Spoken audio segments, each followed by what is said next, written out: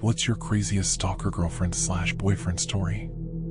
Story 1. I got tutored by this kid sophomore year in high school about 5.5 years ago now. He is from another school, and to be honest, I have no idea how he knew I needed help with calculus, or how he got my number. Since he helped me, he's texted me almost every day, sometimes more than that, asking to hang out, or promising me orgies with hot girls. This became less frequent about a year ago.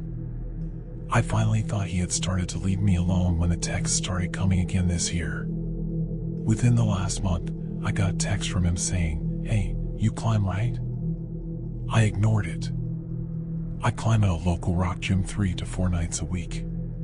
The next day, he is there. At the same time, I was. He wasn't with anybody either. He walks by me as I'm climbing and says, "I like your shirt." It was my brand new Harley Davidson shirt because I just bought a new bike. He knew that I had just bought the bike, even though I'm not friends with him on Facebook anymore. I don't know how to act because he isn't threatening, it's just so creepy. Story 2. First of all, she wouldn't stop messaging me. Then when I got a new current girlfriend, she immediately started to stalk me. So many tweets, Facebook statuses, and messages were all aimed at my girlfriend and me. I was sick of it, so I told her to stop. That's when out of nowhere she threatened to report me to the police for rape and admitted to me that it was all because I had a new girlfriend that she was jealous of. All of this went on for about a month or so, and I wanted it to stop, so I decided that I had to meet up with her and talk to her about the whole situation. As I met up with her, one of the first things she did was take off her jacket to show me her arms. "You did this, and this, and this, etc." She had cut herself 137 times over her body and blamed it all on me. This was just under a year ago, and I haven't spoken to her since. Story 3. It was my 18th birthday, and as a newly minted adult, I was enjoying my grown-upness by getting as drunk as I could. I'm with my friends in this pub in town, and we're gathered around a table, and there's maybe 6 of us.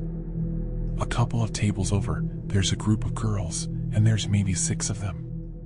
One of them catches my eye when I look over, and she's stunning. Long red hair, bright blue eyes, full pink lips. I look away and carry on drinking, but she keeps catching my eye again and again. We do that thing where you both catch each other looking, then pretend you weren't looking at all whilst doing it even more. Eventually, I need another drink, so I get up and head to the bar, and I notice her doing the same. I'm pretty much fully in lust with this girl, and we've not even met. We get to the bar, and I let her order before me. She gets something like a lemonade, unusual for that pub, but I figure someone's got to be the designated driver, and it's probably her. I order a pint for myself, turn round to head back, and she's there, right behind me. We get to chatting, and she tells me her name's Helena. I make some kind of Shakespeare joke, she laughs, and I'm in. The rest of the night, I talk mostly to her, though it's cool because the other lads have descended on the group of girls at the other table. The evening wears on, and eventually, we get to the well. Are we going to fuck, or just agree to meet each other again, or fuck off and pretend this never happened stage? We go for the former. We go back to my place being very careful not to wake my parents up because I'm still shit and live at home, have a great night. Long story short, we ended up going out for a while, always meeting out somewhere, then heading back to mine. Eventually, we drift into actually being a couple, and from there we start to do more couple things. And that's when the crazy leaks in. She starts arguing with me about every little thing imaginable, from not saying hello in the right way, to not being there to wake her up at precisely 6 a.m. or whatever. Every argument escalates into whatever the fuck she's decided to rant about, and always ends the same way. She threatens to dump me, I coax her back, we kiss, and everyone's happy. After maybe a month and a half of this or so, I get bored of it all. I do the decent thing and take her out for coffee to a cozy little cafe, tell her in the best way I can that we're not working out, and it's all pretty surprisingly amicable. Except it's not. The phone calls start. Always from a private number, always crying. At first, to my mobile, then to my home phone. Always a private number, always crying. I know she's faking it because if I never answered the phone, my parents would have a friendly little chat, then hand the phone to me, and immediately it's like Niagara Fall of fucking tears. Then the emails. Weird emails of gibberish and threats and pleading to take me back. Hundreds of them. There would be days when they'd come every 5 minutes, days when there'd be nothing at all. I changed my number to get rid of her. Got a whole new mobile number, and we went X-directory with our number. Changed my email, too. I still got them for about 6 months after, but eventually they stopped. And that should have been the end of it. Little did I know. I started going online, on various forums, games, etc. On one such forum, I struck up a friendship with a girl on there. We had a great time chatting and whatever, and we had so much in common, it was completely insane. Like, not only did she like the same things I did, but she was this utterly stunning little brunette, like a proper English rose. Anyway, eventually we started going out and having little Skype chats, though she never went on cam, which I was cool with because I looked like shit a lot of the time. Things started well, but over time, she got a bit too clingy for my liking. She'd ask where I'd been if I was a minute late, or got jealous if she'd seen a picture of me on Facebook with another girl. She got upset at the slightest thing, or angry if I mentioned another girl's name, even if it was Louise. Said she liked my work when Louise was the lecturer for my course. Eventually, I got pissed off, dumped her, and we had a nice clean break.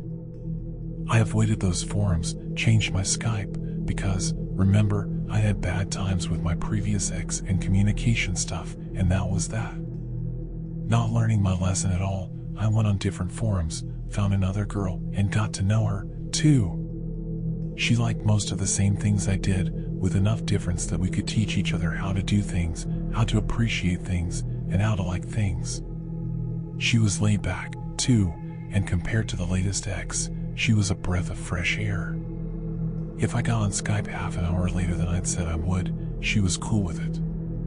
If I spent a conversation talking about my lecturer, using her name every dozen words, she'd bitch along with me, making me laugh, making me smile, making me laugh. Eventually, I talked of meeting her, though it was a long way from England to Sydney, and expensive as anything. I was willing to fly to meet her because I wanted to see her face to face, to see the places she'd told me about, to go to the clubs and bars and restaurants she told me she loved. I wanted to hold her in my arms, and kiss her, and have a proper girlfriend again. She immediately broke up with me, saying I'd only be disappointed with the reality. Then came the latest girl. She was Canadian, brunette, something of a rock chick, completely different from my usual kind of girl. We met on some chat site I used when I was bored, got talking, swapped details, etc. She introduced me to a ton of music I'd never even considered listening to, and I did the same for her. If I complained about something, she told me to man the fuck up. If I turned up late, she told me it was fine because time is something the man makes us believe in. She was the coolest fucking girl I'd ever known. Again we dated on Skype and whatever, again we talked about meeting, and she broke up with me, saying that it had all just been fun or whatever. It was cool. It was amicable and fine, and that was that. All this happened over a couple of years, with me being with each girl anywhere between 4 and 6 months, and my between times being maybe 1 to 3 months. I was a quick worker, and fuck the rebound shit. Anyway, I came back to my hometown for the holiday. I think it was reading week or something, and fuck being on campus then. I was wandering along the road, when who should I see but a psycho girl. Rather than avoiding her, I carried on walking. She came up to me, said she had something to tell me, and we needed to talk, desperately. I made all kinds of excuses, but each one she batted aside until she wore me down. We went to the pub, and she told me something that terrified me. She hadn't wanted to give up on me, so she'd use what she knew of me to find places I go online. She'd made different accounts, lots of different accounts, in the hopes that she'd find me so she could talk to me and try and win me back. Except she'd made fake accounts, so I wouldn't immediately ignore her. See where this is going? Yep. Every one of the girls I dated had been her, using pictures of friends, using fake accents, pretending to not know things she knew. She followed me across at least a dozen different websites, stalked me across hundreds of posts and threads, and all the time had made me believe I was talking to completely different people. I didn't date anyone for a couple of years after that. I don't know what came of her. After that, she sort of disappeared from my life, and I haven't seen her since. I went out briefly with a couple of other girls, but only ones I met face to face, who didn't look anything like her at all. I don't know if she still follows me online or if she does if she knows about this account. But if you're looking at this, hi, Helena. Story 4. The summer after I moved in with my boyfriend, I was sleeping in late on a random Tuesday. I had the bedroom window open because it was July and warm, and my boyfriend had gone to work a few hours before. I was woken up by the doorbell ringing, which scares the shit out of me because it's so loud. I didn't think anything of it until it rang a second time. So, grumbling, I pulled some clothes on and went to go look out the peephole. When I didn't see anything, I gave up on sleeping and decided to hop in the shower. It was probably about noon or so. When I got out of the shower, I went to go open the sliding glass door that leads to the concrete slab that serves as our patio. We never used the door because we have cats and keeping it closed was imperative. So, it was extremely odd that when I opened up the glass door, I noticed that the screen door was open about 6 inches. I promptly shut the screen door and opted to spend the day in the heat. My boyfriend got out of work at 4, like he did every day.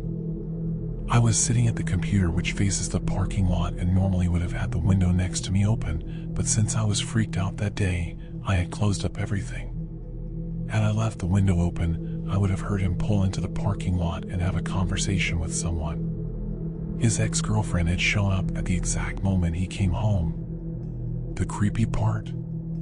She tried to invite herself in, and when he told her no, she started rambling about how it was because there was another girl living there and how she just knew he was seeing someone else and that it was so wrong that she was living with him and all this bullshit.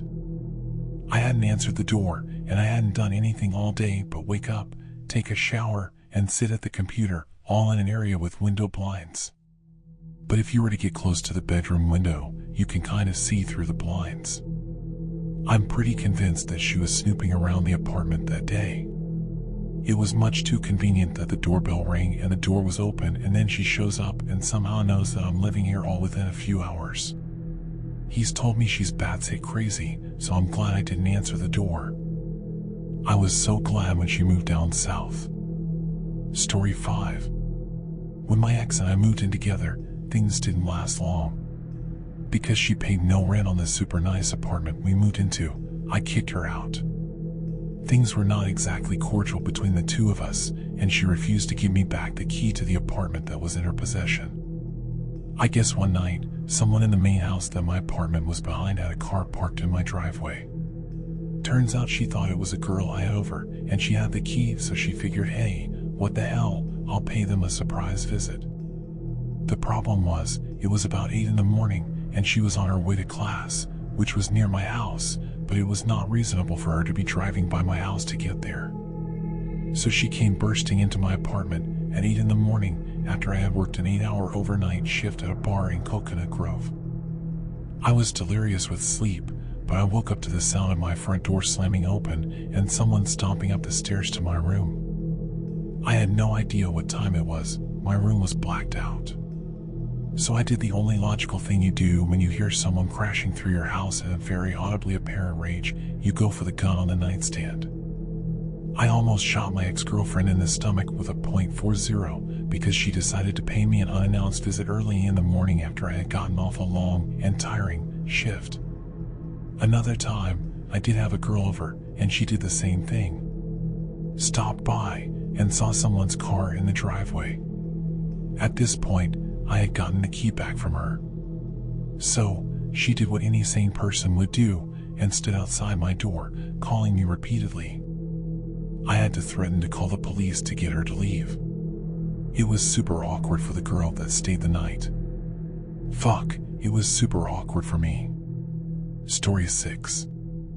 I once had ongoing elusive food poisoning that lasted for days, and towards the end of its cycle, I went for a lengthy walk on the beach near my home in the desperate hope that I could get some fresh air without shitting myself in front of the town's nightlife.